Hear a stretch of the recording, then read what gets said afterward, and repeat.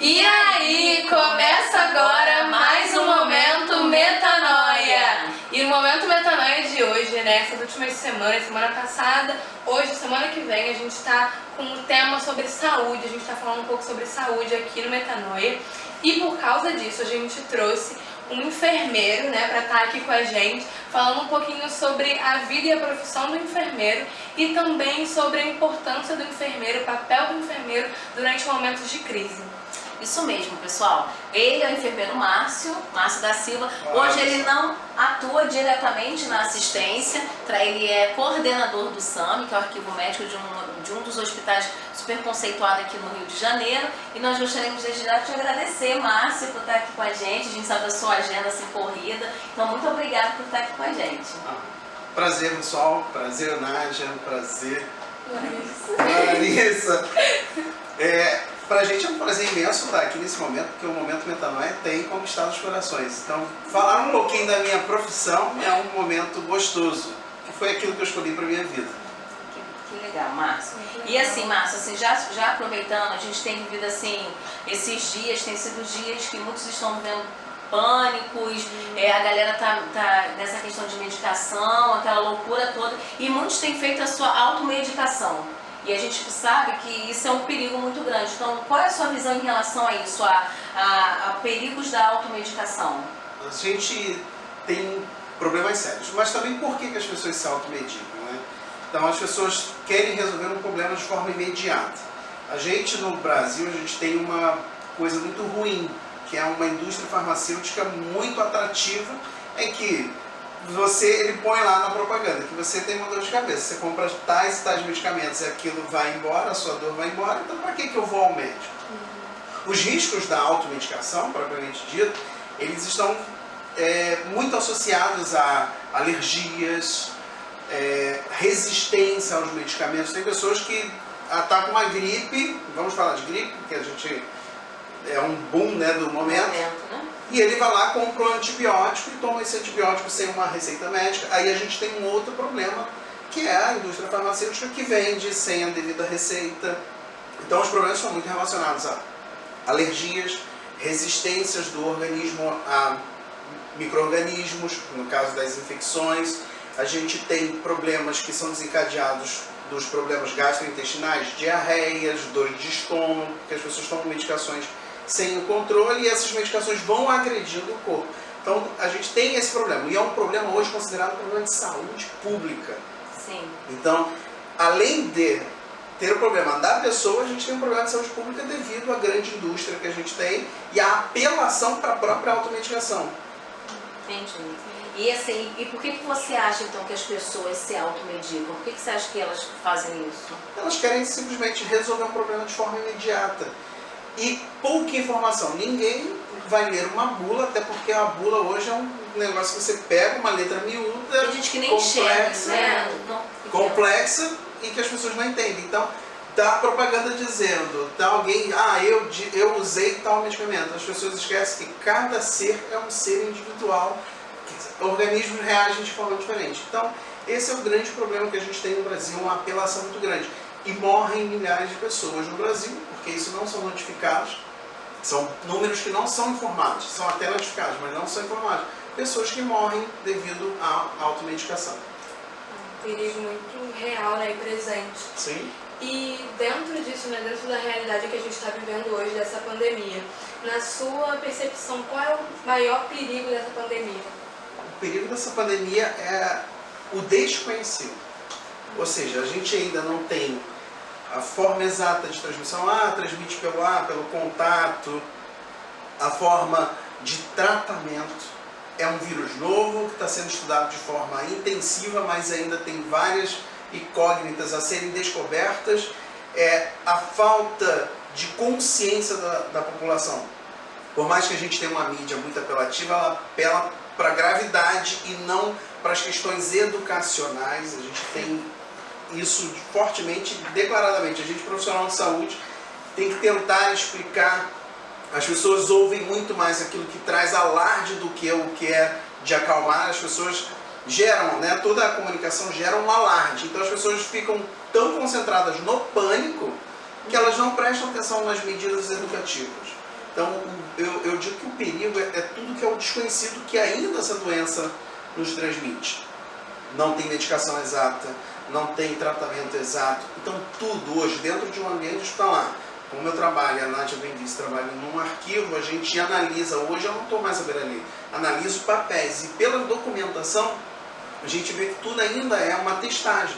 Mas não a testagem é cega, as pessoas conhecem os efeitos das medicações que estão sendo utilizadas, mas é uma testagem, uma tentativa de melhora das complicações que esse vírus causa. Exatamente o que ele causa, algumas coisas já foram descobertas, mas muita coisa ainda precisa ser descoberta. Então, o desconhecido é o grande perigo. Entendi. E você acha, assim, Márcio, que a ansiedade, porque você está falando que as pessoas querem as coisas assim de imediato, né? Sim. Então você acha que a ansiedade ela tem sido o maior vilão ou você acha que ainda existem outros que podem ser considerados como vilões nesse momento? Concordo, a ansiedade das pessoas é o grande vilão. Inclusive, na minha igreja a gente trouxe uma palavra sobre isso. Além de outros vilões, sim, existem. A ansiedade é tudo aquilo que traz um certo receio, um certo interesse. A pessoa tem interesse em saber, mas não sabe como e dá ouvido muito ao que é dito de forma secular. Isso gera, a ansiedade vai gerar diversos sentimentos que aí vão ser abordados, como depressão, síndromes, pânicos, doenças em si que são desencadeadas pela própria ansiedade. A gente tem doenças gastrointestinais, doenças cardiovasculares, problemas cardíacos devido a essa ansiedade. Outros vilões eu citaria a falta de informação, Sim. a nossa organização pública em todos os sentidos, de estrutura, condições de tratamento, educação da população. Tudo isso são vilões que deixam as pessoas perdidas. Uns dizem usa máscara, outros dizem não usa máscara, uns dizem uma coisa. Isso é um problema sério, é um grande vilão da nossa sociedade. Além de a gente conviver na sociedade brasileira, que a gente tem, infelizmente, uma sociedade que tem uma tendência à corrupção. Isso tudo se torna um conjunto de problemas que geram às pessoas a ansiedade. E a gente vê a desigualdade social. Quem tem um plano de saúde trabalha em um hospital de grande porte no Rio de Janeiro privado. As pessoas que têm condições vão para lá e são muito bem tratadas. O investimento na recuperação da saúde é pesado. E quem não tem, que depende ainda da nossa saúde pública, não é que ela não funcione, mas ela não consegue comportar a população que a gente tem. Entendi. E dentro dessa pandemia, né, que a gente está falando, que a gente vê que tem tantos problemas, tantos fatores que agravam a situação, para você como enfermeiro e alguém que trabalha num hospital, qual o principal papel dos enfermeiros durante esse momento de pandemia? Falar da equipe de enfermagem é sempre um momento de orgulho. Apesar de eu não estar lá na linha de frente, eu atuei durante 10 anos na linha de frente. Depois eu sempre conciliei trabalho administrativo com assistência. Hoje eu estou mais no administrativo. A equipe de enfermagem é a equipe que está 24 horas com o doente. Um hospital, ele não funciona sem equipe de enfermagem. Você pode ter o fisioterapeuta, você pode ter o médico, mas a atribuição da enfermagem é o cuidar. O enfermeiro está ali à beira do leito cuidando, velando pela pessoa. Então é ele quem direciona as ações de cuidado. Então o enfermeiro na atividade dele diária é uma atividade intensa, muitas situações estressantes. Essa é a própria situação da pandemia, é uma situação muito estressante. Tivemos vários colegas sendo afastados porque foram contaminados, ficaram doentes, e infelizmente alguns partiram, se foram.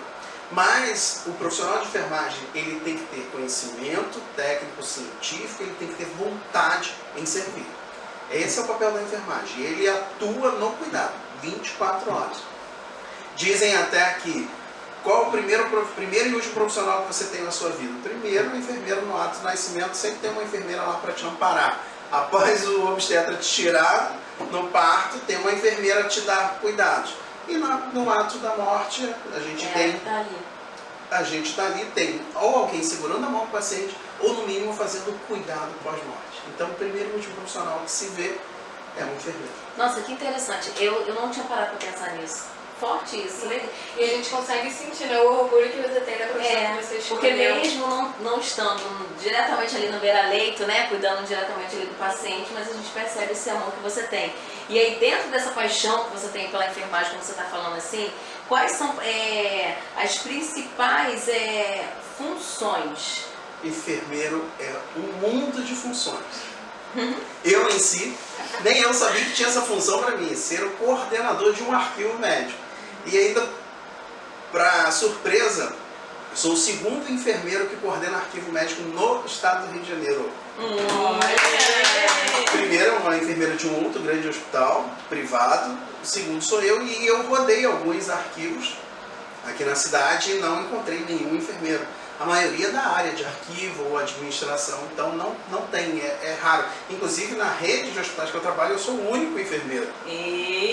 Sou o primeiro enfermeiro a trabalhar, então nem eu... Orgulho em fazer parte. Com certeza.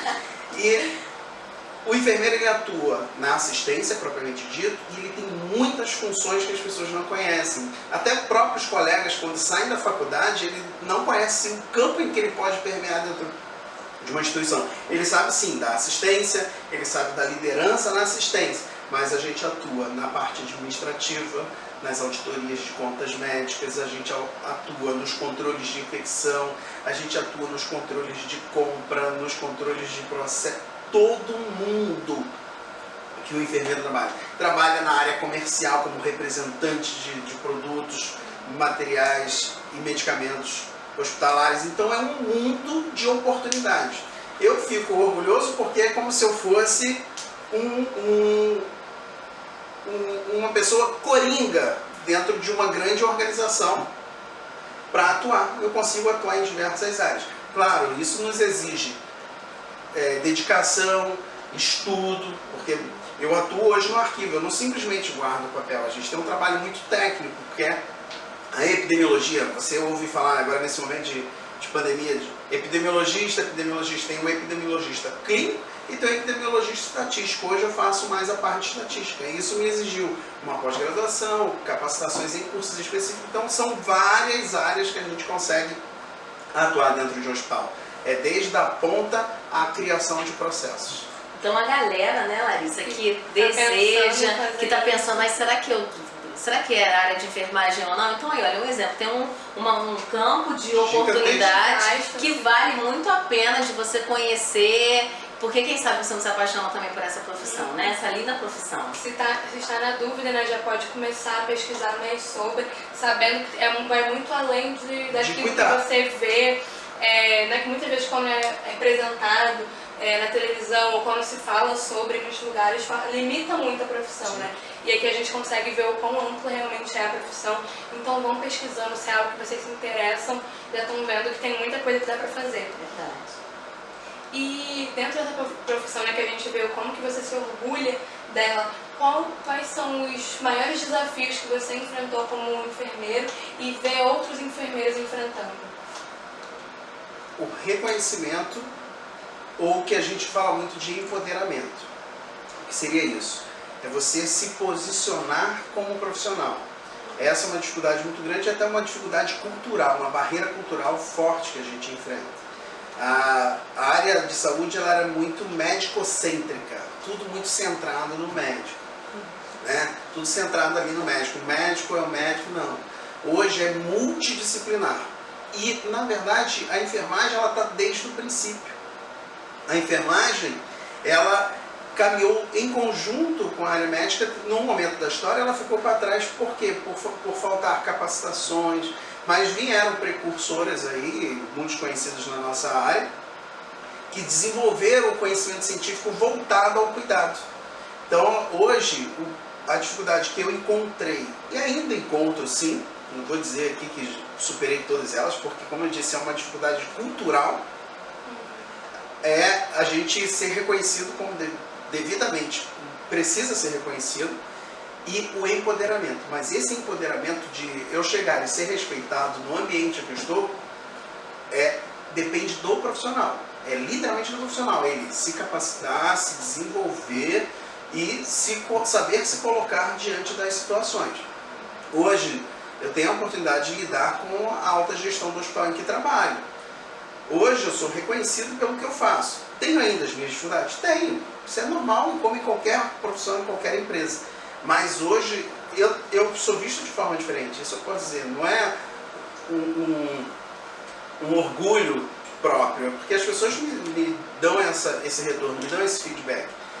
E hoje eu saí da assistência, permeei por várias áreas do hospital e fui me desenvolvendo. Então fiz várias especializações, 4 especializações até aqui. Pretendo me desenvolver mais, porém eu acho que o que falta para muito colega que está iniciando ou que pretende iniciar, estude, se capacite, se desenvolva, porque aí você consegue encontrar o seu lugar de forma adequada. Era isso que a gente ia te perguntar agora, Márcio, assim, o que tem que fazer, como se preparar para essa profissão? Acho que você já está até respondendo aí, não é isso? Estudando, se capacitando, mergulhando no conhecimento científico, porque hoje a enfermagem não é ir lá passar pomadinha, não é isso, as pessoas confundem muito. Não é ir lá trocar uma fralda, é ir lá, quando ter a oportunidade de passar uma pomada, analisar uma ferida, ver o que ela tem. Quando eu trocar uma fralda, analisar todos os aspectos físicos, emocionais do paciente. Num trocar de fralda a gente consegue tirar um monte de informação, um monte de problema que aquele paciente, além do de saúde, possa estar vivendo. Então não é um simples, tem um contexto, mas esse contexto depende de conhecimento científico. E acho que isso é uma dica muito importante, né? Porque muita gente acha que é só fazer a faculdade e ali você está pronto. Não, tem que saber que você tem que continuar aprendendo, tem que continuar estudando, se dedicando. Pós-graduações, especializações e vambora. Tem muito caminho a seguir ainda. Eu acho que eu não cheguei nem na metade, falta muito. E aí eu lembro, né, a gente conhece uma enfermeira no nosso local de trabalho, que ela fala muito, a frase que ela usa é assim, essa é a enfermagem que eu quero ter. Então a enfermagem que você quer ter cuidando de você é aquela enfermagem realmente que está preparada, que não somente está preparada, mas que também, né, é apaixonada por aquilo que faz, né? Com muito conhecimento. Várias dicas super importantes para quem está querendo, né, escolher uma profissão ainda, já dá para ter uma ideia da vida do enfermeiro. E agora a gente vai falar um pouquinho sobre, tem alguma restrição que possa impedir alguém de seguir essa carreira? Então, isso durante muito tempo a gente refletiu sobre isso, até vermos alguns anos atrás a primeira cadeirante cursando a Universidade Pública, se não me engano, na UFRJ, uma jovem que era cadeirante cursando enfermagem. E até me perguntei, poxa, como é que ela vai atuar? Na época eu pensava só na assistência, então, ou seja, restrição só se a pessoa tem alguma limitação cognitiva. Eu acredito que nem as físicas e motoras que o impeçam de exercer qualquer função, o impeçam de fazer enfermagem. É uma quebra de paradigma, tá? Você ter pessoas com certas limitações fazendo enfermagem, uma quebra de paradigma.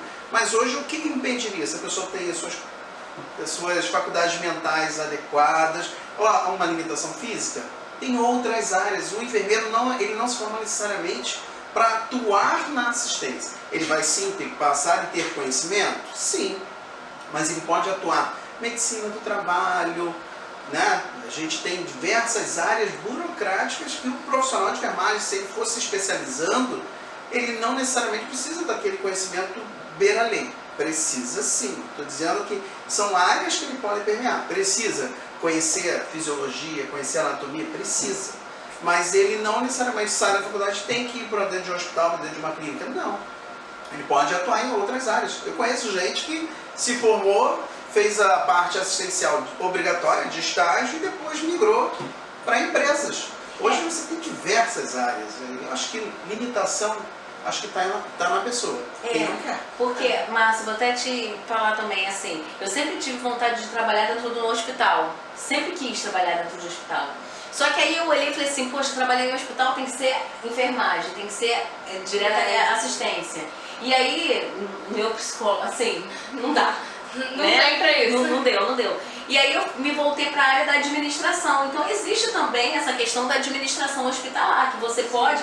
Hoje, por exemplo, eu trabalho dentro do hospital, não tô ligado diretamente ao paciente ali, na beira-lei, mas eu estou trabalhando na administração de um hospital que participa de toda uma vivência dentro do hospital. Então, é realmente um campo de oportunidade Sim. em todas as áreas que você queira participar. Eu acho que é abrir muito a visão, né? Tem que ter uma visão mais aberta daquilo que você consegue fazer dentro do hospital, né? Foi o que você falou antes sobre o leque de funções que o enfermeiro tem. Acho que é abrir muito essa visão para você conseguir... E hoje a gente ampara, a gente tem lei que ampara as pessoas com certas limitações ao mercado de trabalho, que tem as famosas cotas para as pessoas portadoras de deficiência, né, o que antigamente chamavam de PCD. Então hoje, independente da profissão, as empresas elas até têm esse profissional, muitas com um trabalho sério de inclusão social, outras para cumprimento de cota, em que essa pessoa se destaca e cria o seu nome na empresa. São diversas pessoas. A gente tem histórias de pessoas aí de sucesso com limitações. Então, não, acho que não tem limitação em si, né? A limitação está na própria pessoa. Pessoas normais se tornam tão limitadas quanto quem tem uma limitação propriamente declarada. Vale do esforço, né? Você acha, Márcio, assim, você acha que tudo isso que a gente tem vivido ultimamente agora, toda essa questão de pandemia, você acha que aumentou o número de pessoas que desejam estar na área da enfermagem ou você acha que isso diminuiu? Assim, qual é a sua percepção? Porque falar de linha de frente, né? Tem essa questão da linha de frente. E aí tem gente que quer estar na linha de frente, que quer estar ali, mas aí tem aquela questão de, poxa, eu vou estar lá lidando diretamente com o vírus. Porque o hospital hoje é uma questão de alto risco, né? Sim. Você acha que tudo isso que nós estamos vivendo, você acha que encorajou o povo, a galera aí a querer estar na enfermagem ou você acha que não?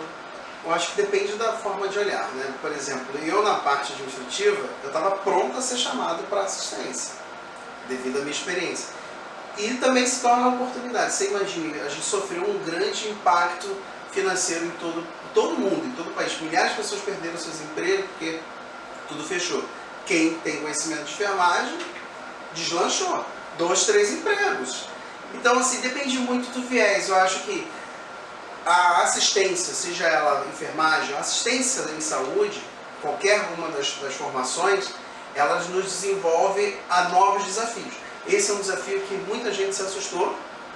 Não ouvi dizer de gente que abandonou. Pelo contrário, eu vi muita gente sendo empregada, se desenvolvendo, formações antecipadas, colações de grau antecipada e o pessoal com vontade de cuidar. Uma coisa muito característica do nosso povo, que é o povo brasileiro. Quando se fala em calamidade, o povo se ajuda. Por mais que a gente tenha dificuldade, o povo se ajuda. Eu acho que pode despertar o interesse e é uma área que você sempre tem emprego. Eu nunca me vi desempregado na enfermagem. Pequenos períodos de transição de uma empresa para outra, mas nunca me vi desempregado. Uma área que sempre precisa ter profissional. Isso aí. E assim, Márcio, você está falando aí da enfermagem, ok? E tem um ato que a gente faz, que a gente ajuda a enfermagem, né? E também se ajuda, que está muito em alto, que as pessoas têm falado bastante, né? Que tem falado sobre a questão do uso da máscara, né? E também tem falado sobre a questão da lavagem das mãos. E aí é uma dúvida, porque é um ato simples, mas que muita gente não faz de forma adequada, não é isso ou não? Isso. Então a gente pode até demonstrar aqui, a gente tem aqui um frasco de álcool e o processo de higienizar as mãos com álcool e água e sabão é o mesmo, o passo a passo. Esse é um processo que existe um dia mundial de lavagem das mãos pela Organização Mundial da Saúde.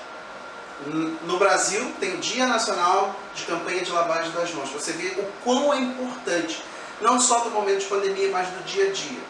Então, a lavagem das mãos é a medida que a gente fala que é a menos custosa, não existe custo algum para você prevenir infecção, e qualquer tipo de infecção. Ah, então você está falando uma questão aí muito importante. Enquanto muitos estão apenas se preocupando com aquilo que está acontecendo hoje, a lavagem das mãos, galera, é algo que já é de muito tempo. E é para todo tipo de infecção, não é isso?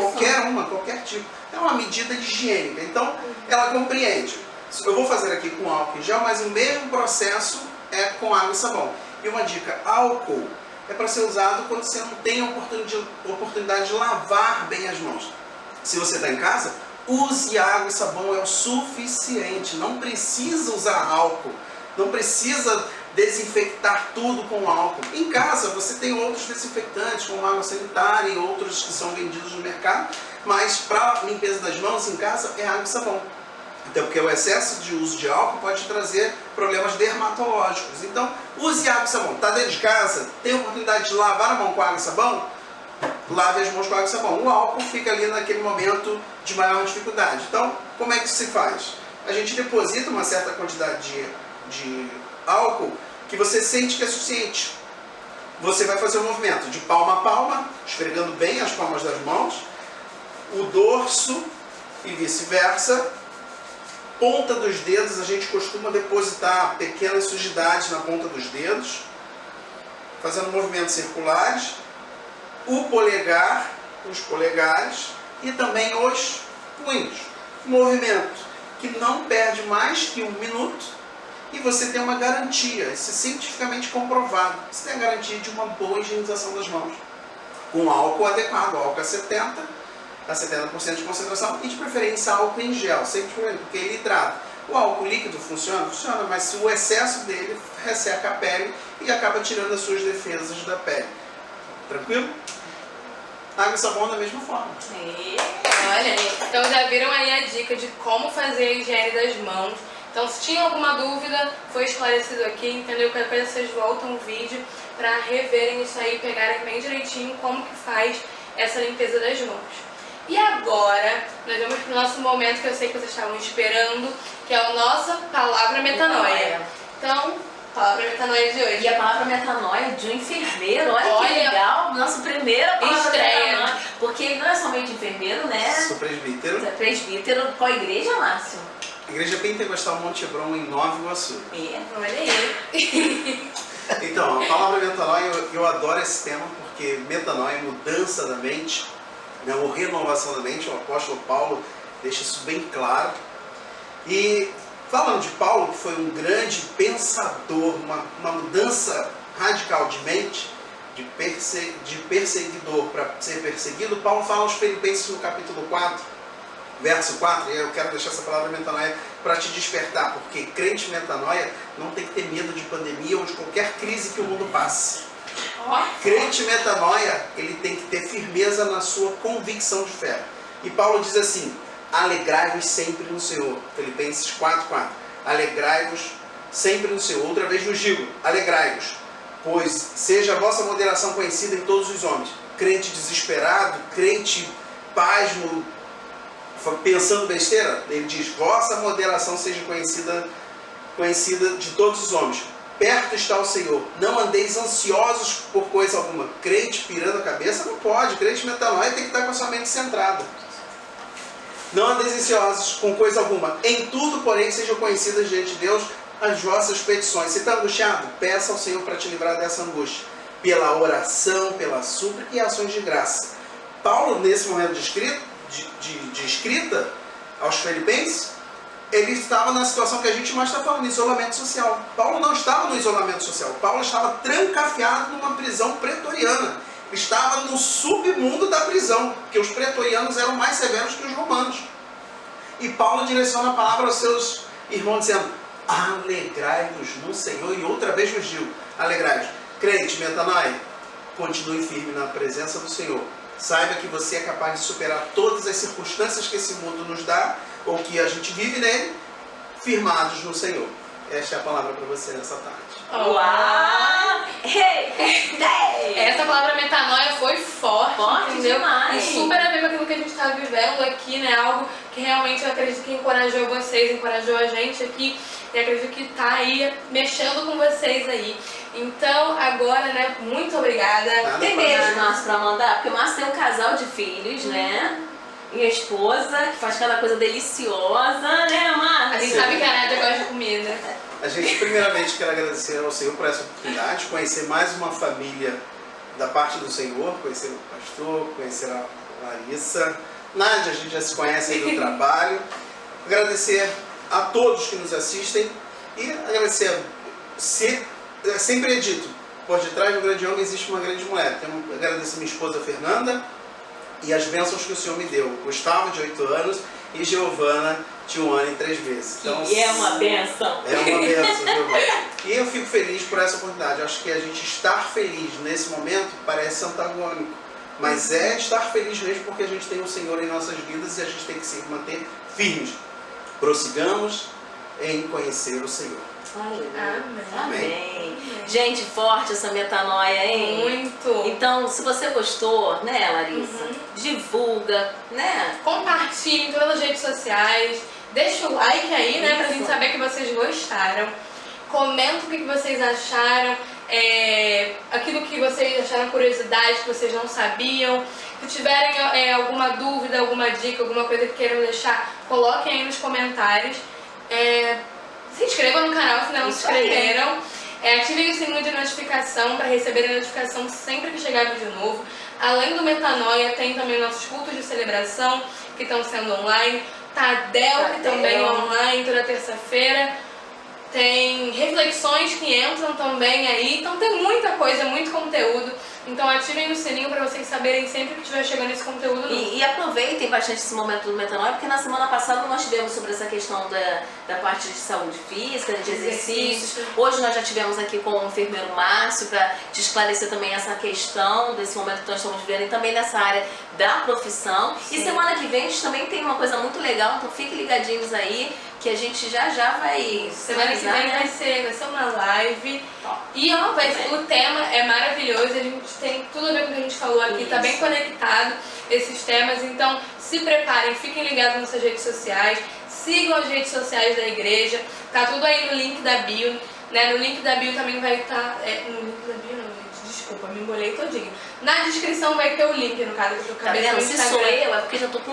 Não vou falar a idade agora. Tá velha, no caso. Não, se sou eu... Ok, Larissa, continua. Márcio, obrigada. Obrigado! Obrigada, gente. Então, na descrição tá aí o link das redes sociais, o link pro vídeo da semana passada, né, a playlist do Metanoia. E é isso aí, gente. Muito obrigada E até semana que vem. até semana que vem. Tchau.